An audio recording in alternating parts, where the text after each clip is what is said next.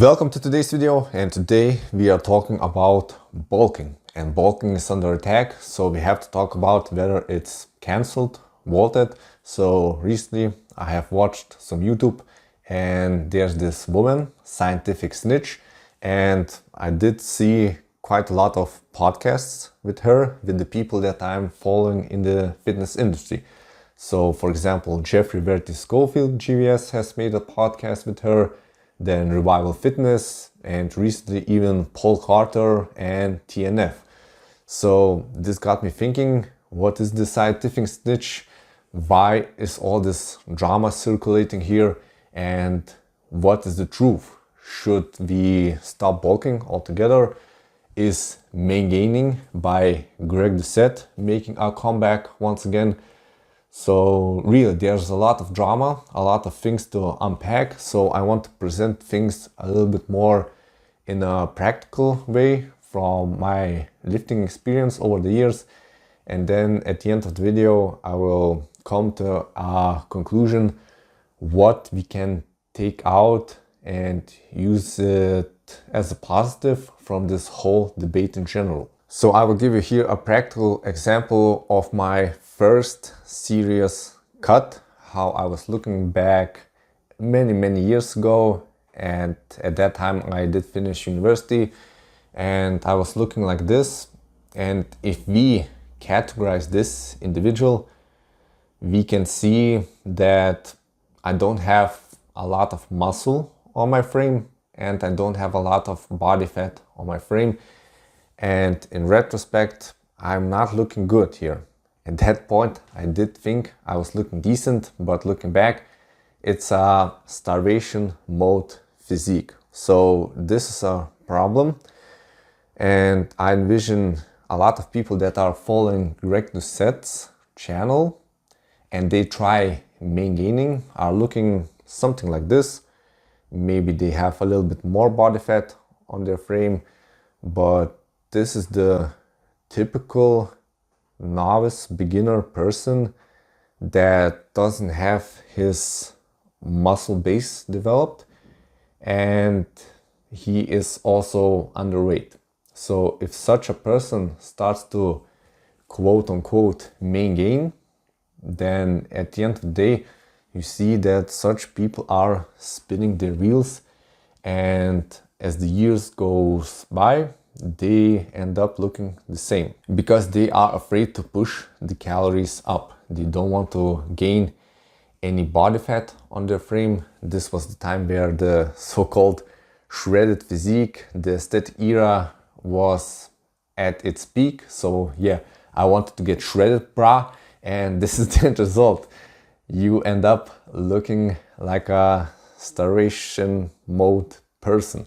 So you don't have any muscle developed. And unfortunately, that's the harsh reality if you are approaching things and you don't know how to structure everything, the training and the nutrition aspect. So this is a practical example number one. If you are looking like this and the goal is always number one, gain muscle.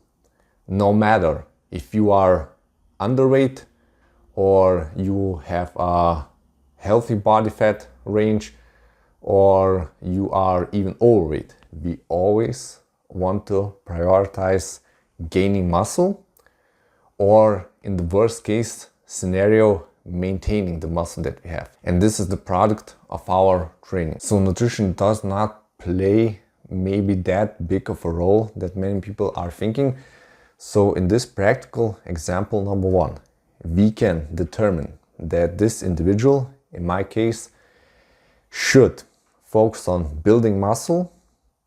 And now if we are looking at the body fat, in my opinion, the body fat here is too low. It's in an unhealthy range. So I had problems also with my hormones and it manifested in various ways. I was not making progress in the gym, had trouble sleeping, cravings all the time, so feeling lethargic, a lot of bad things. And because I was underweight here by any parameters that you can think of, so this is the prime candidate for bulking.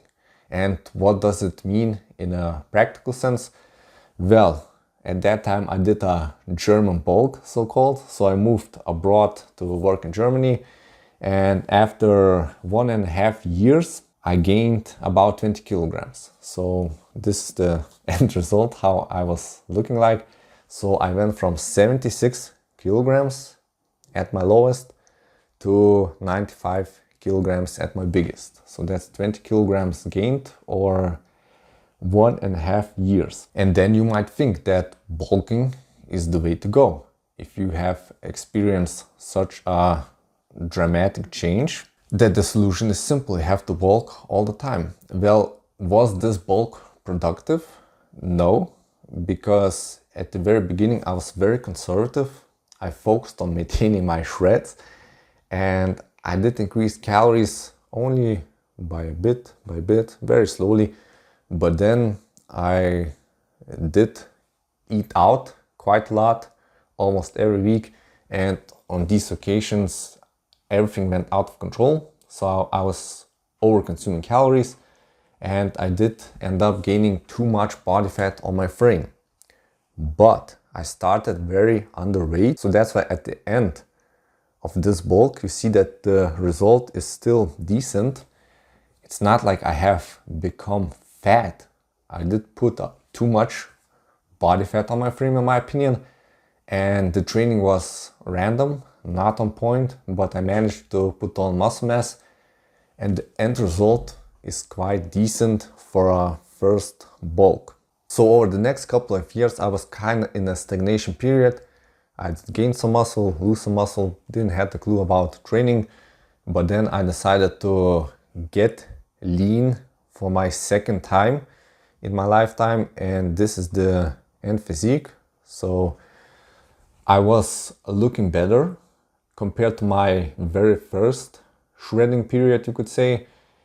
I had a little bit more muscle on my frame, and the body fat was on the low side, but it's not like I was being underweight here. So this is a more successful cut, in my opinion. I was of course messing around with fasting a lot here, so I did make here numerous mistakes in the nutrition department and also in the training department. But then I wanted to repeat the first success story that I had, and I switched to strength-based training, and I was once again bulking, and the bulk got way out of control. So over the next couple of years I achieved a peak bulk state once again. So I went from 82 kilograms to almost 100 kilograms. At the peak I was maybe 98 kilograms. So once again, about 20 kilograms gained on my frame. And this time you can see the result is quite different. I have a lot of body fat accumulated, way too much. Of course I did build some size, but I lost all my definition. And yeah, was it worth doing the traditional bulk and cut approach? That's the question of the video. So of course you have to bulk and cut, and I did cut down to a very lean physique once again for the third time in my life. And this is how I looked, and you can see now we are getting somewhere. I have a lot of more muscle on my frame, and the body fat is under control in a lean state. So I'm making improvements in each bulk and cut, but the question is whether this approach from being very lean to quite overweight, you could say, or bulked up to these higher body fat percentages, whether it's the right approach or not. So we will use this physique right here. The last time I was very lean as an example how to structure actually a successful bulk. Because looking now at this individual compared to the very first time I was shredded, we can conclude that the muscle size is decent and the body fat percentage is also, I would say, in a healthy range. So in my opinion, it would be a mistake to repeat the bulk and cutting cycles like in the first and second time. So this is the prime candidate to talk about this main gaining approach. So like I did mention you in the very first beginning, the goal is to always build muscle or maintain it.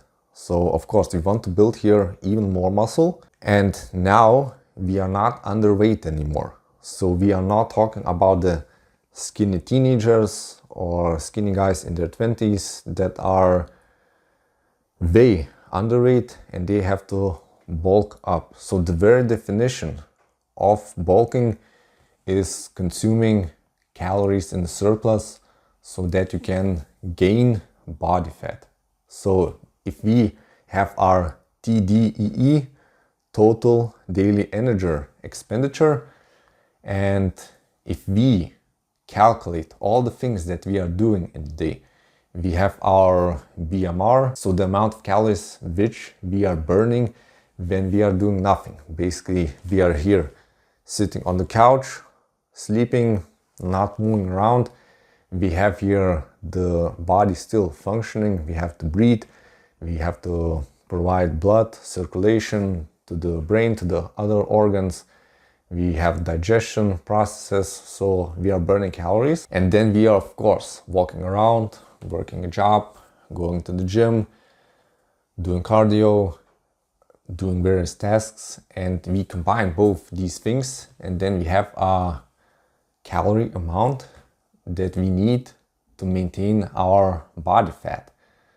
So if you are such an individual that has to gain body fat, so if you are severely underweight, then you must consume a calorie surplus. You must consume more calories than you are burning each day. If you want to maintain your body fat, then you consume just about the calories that you are burning. So you have your TDEE and you replace it with your nutrition with maintenance calories. And that means over a certain period of time, more or less, it's not exactly, you will maintain your body fat levels.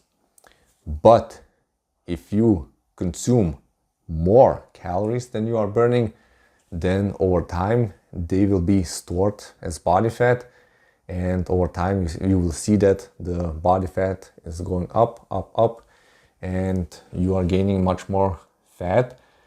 And if you are not severely underweight, then this is the question, whether it makes sense. Does having a high body fat percentage lead to us gaining more muscle? That's the question. So I did run quite an interesting experiment after achieving a lean physique in the year 2022. I started with a bench press of 75 kilograms for 5 repetitions, and the goal was to achieve a 100 kilogram bench for also 5 repetitions, and over the course of the year I managed to achieve it.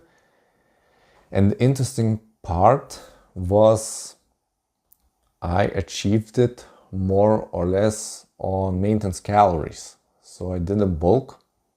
I did gain just a little bit of body fat on my frame, but the fluctuation was very minor. So maybe I was in a slight surplus, you could argue, but more or less I didn't stuff myself like I used to do in the past.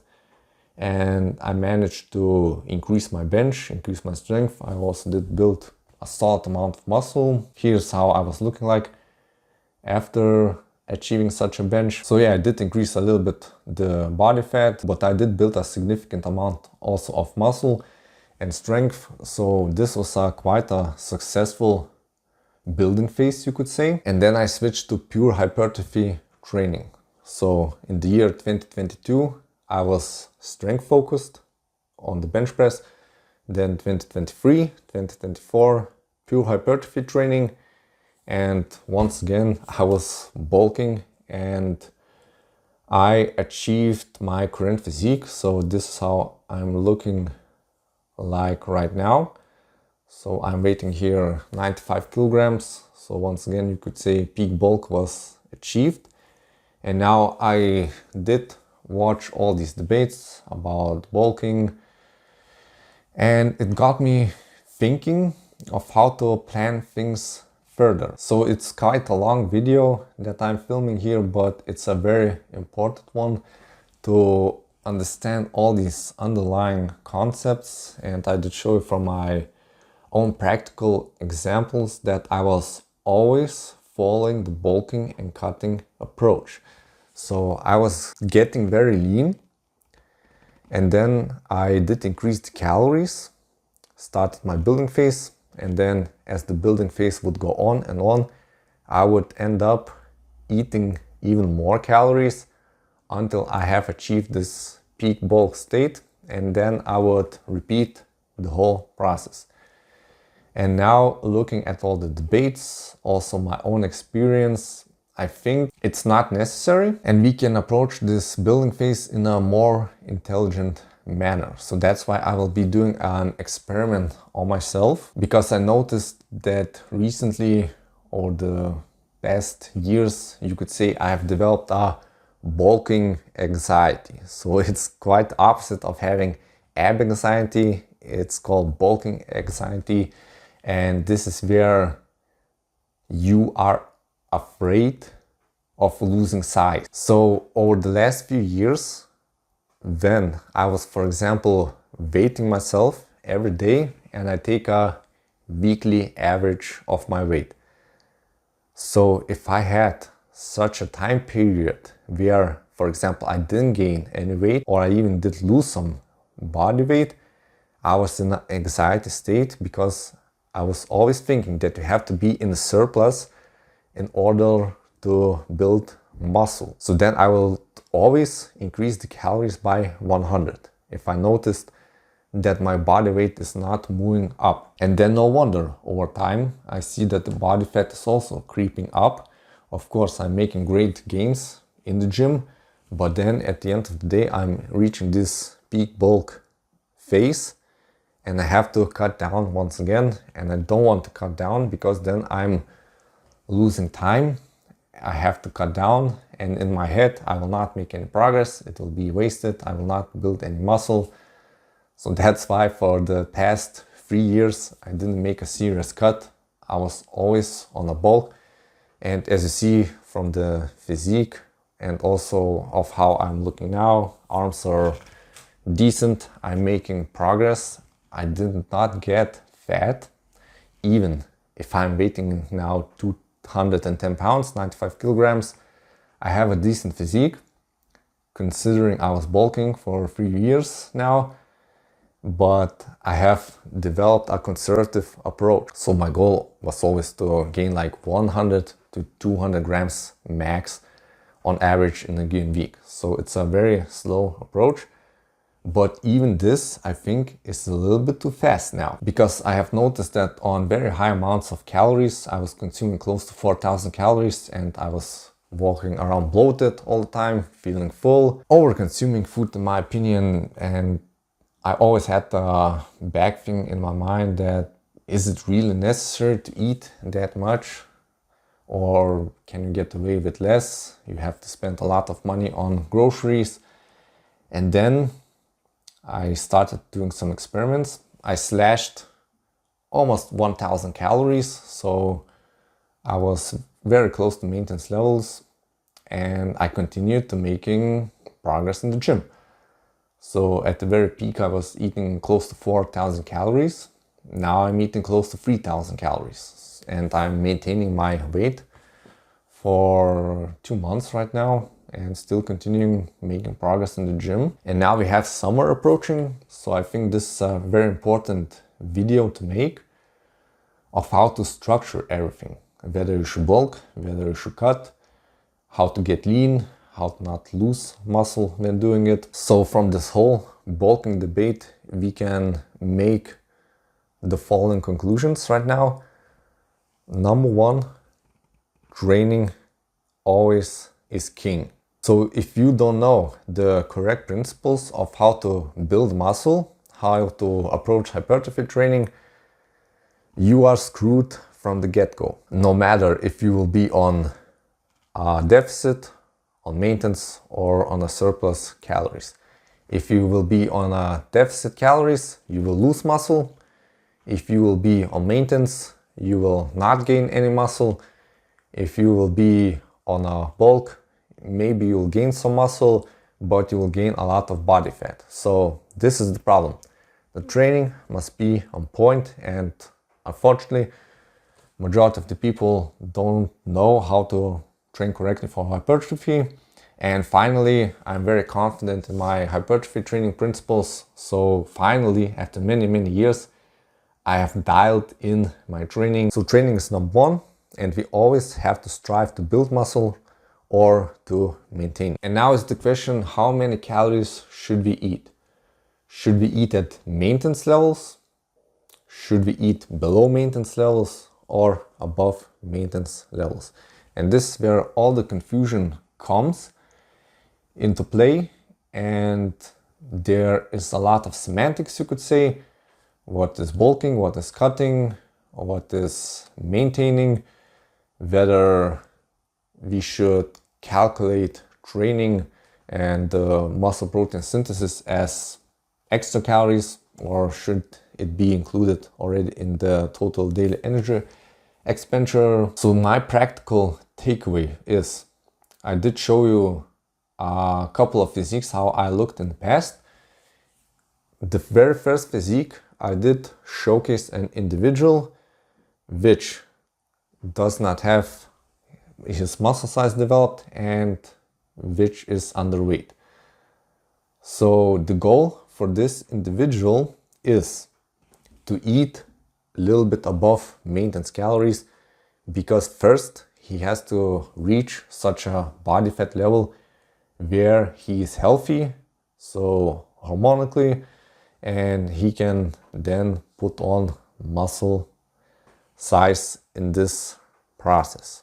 If he will eat at maintenance or even below it, then most of the time it will be difficult to put on significant mass for him. That's why I see the maintaining approach by Greg Doucette is criticized or misunderstood. There's also a lot of conflict about the definitions, but if you are looking like this, just bulk. And then we can talk about the other extreme. If you are overweight, for example, like I did show in this peak bulk approach, I have too much body fat accumulated on my frame, and it's completely unnecessary to have that much body fat on my frame. So the goal for this person is consume less calories than your maintenance. So you will be in a small deficit, and then you will drop down the body fat to the levels where you are comfortable in staying in. So you will be in a quite lean state, but not underweight. And now we are stepping then in the territory where you will achieve such a physique, for example. And then you can think about this maintaining approach where you are eating at maintenance levels. So I did show you a recent physique update, how I'm looking like. So here I have too much body fat on my frame. So I'm somewhere around 20%, maybe a little bit above it. So first I must be in a small deficit to go to such body fat levels where I'm satisfied with them and being comfortable with them. And I'm weighing 95 kilograms, so I estimate that I have to drop 5 to 10 kilograms of body fat from my frame, so the end weight will be like 90 kilograms more or less, at the very max 85. And I was always hesitant to start this process of doing the cut because I was bulking now for 3 years, but after watching all these debates, thinking all over it again, and also finally knowing the correct principles of training, I will approach things like follows. So if you are also looking something like this, summer is around the corner, so it's quite a good time to start now. Better start sooner than later to get leaner for the summer. So the plan is to consume a little bit less calories than my maintenance levels. So currently I have been maintaining my weight for about 2 months, and I am consuming like 2,700 to 3,000 calories, somewhere in this range. So I will drop down the calories just a little bit to be in a very small deficit. So I will consume about 2,500 to 2,700 calories. And the goal, the experiment, is to observe when I will start losing body fat from my frame, how will my lifts in the gym change. So theoretically, if bulking is not necessary when trying to increase your muscle mass, I should not be losing strength from my lifts. So if I will be doing, for example, the preacher curl, JM press, shoulder overhead press, the bench press, lat pull down, all these lifts, I should not see that I'm losing strength. So in the worst case scenario, I should maintain my lifts. Or if I'm in such a state where I can build muscle even in a deficit, then I should observe that I'm even gaining strength. So I'm seeing progressive overload happen while still being in deficit. So over time, when I will be approaching summer, the body fat should decrease and the muscle should either remain the same or increase a bit. So that is the question of my experiment. Number one, whether I can gain muscle in the deficit or whether I can retain muscle while being in deficit. Because in the past, all the time when I used to do a cut, I would lose strength. And that means I was losing muscle because I was not performing such lifts where they were very leverage dependent, where I was losing leverage, for example, when doing the bench press, incline bicep curl, leg extension, squats, for example. I was all across the board losing strength. So that means all the time when I did a cut, I also did lose muscle. Why? Because my training was not on point and I was going too aggressive with it. So the amount of a calorie deficit was too much and I should have been more conservative with my deficit. So that's why now I will start with a very, very low deficit and I will approach things slowly. So I think this process will take a couple of months, and somewhere at the beginning of the summer I will post a physique update how things have changed. So whether I did gain muscle in the deficit or whether I maintained muscle in the deficit. Or unfortunately, maybe I have lost some muscle in the deficit. So that's experiment number one. If you know how to approach training and you are doing a very conservative cut, you are doing a very small deficit, how will your muscle tissue develop? In which direction? Will it go up, down, or stay the same? And then after achieving such a body fat, where I will be satisfied with it, so let's say somewhere around 12% is the goal, then I will structure a building phase on maintenance calories. So I will not do the traditional bulk approach that I did in the past. So the goal will be to maintain more or less my body fat levels and try to build muscle while doing it at the same time. So I will not strive to push my body weight up, to have this bulking anxiety where you see you're not gaining weight on the scale for 1 or 2 weeks, then you are pushing the calories, rushing to increasing them. I will take a very patient approach and I will observe the progressive overload in my training. If majority of the lifts are going up, I'm increasing my strength, I see progressive overload occurring, then there's no need to increase the calories. Why? All it does at the end of the day, it will lead you to gaining excessive body fat, which is completely unnecessary. So theoretically, if you are maintaining your body fat levels at maintenance calories more or less, and you see progressive overload occurring in your training over the weeks as they go by, there's really no need to increase the calories. And that will be the point number 2 of my experiment, whether you can build muscle at maintenance levels in such a building phase, and you will not need to get to these higher body fat percentages like I used to do in the past, and now shooting up to 20%, maybe even 25% on the peak bulk, then spending half a year cutting down unnecessary. So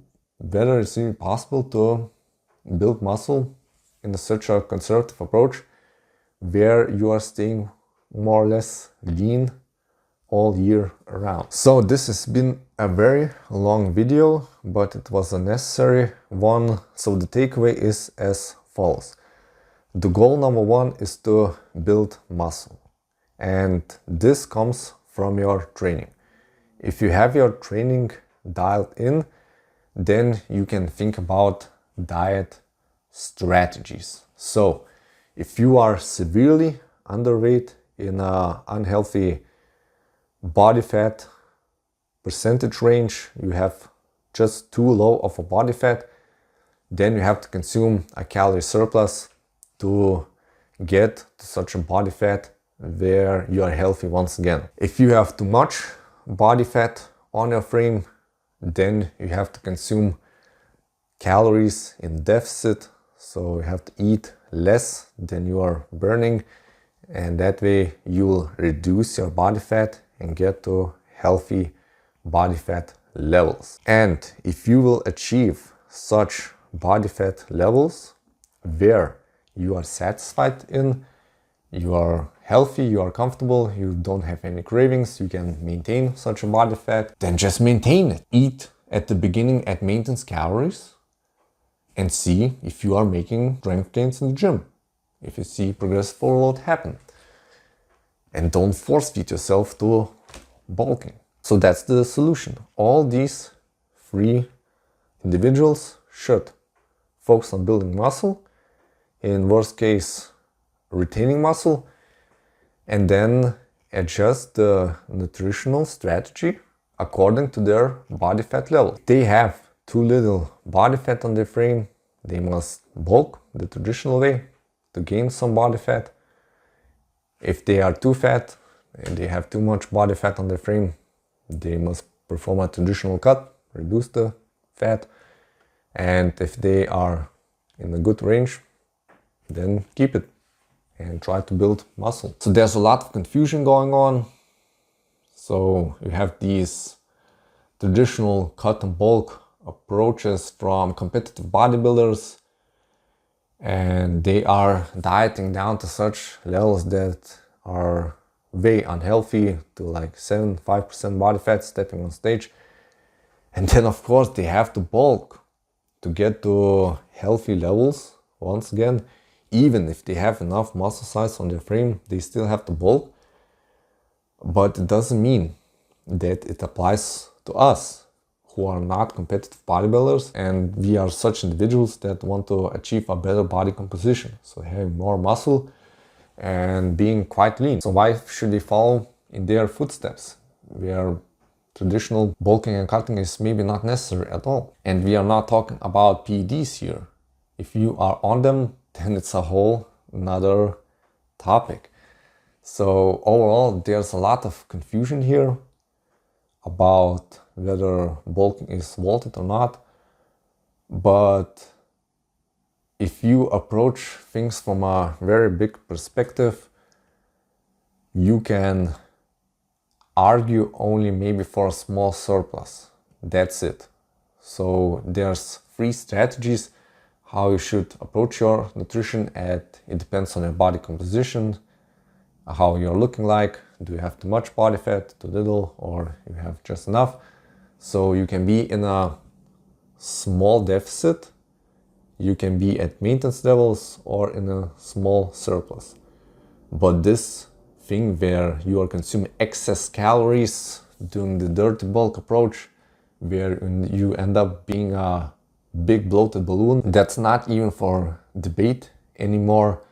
So always think about where you are at and approach things very slowly, very conservatively. If you are not a competitive bodybuilder, you don't have a deadline, so always approach things slow.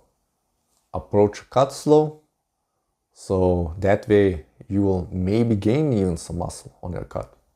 Or in the worst case scenario, maintain the muscle that you have. Or if you decide to bulk, that you need to gain some body fat because you are way underweight, then also do it slowly. Gain it over time. And if you are somewhere in the middle, then we must think about it. And that's why I will be performing this experiment to see if bulking is really not necessary anymore.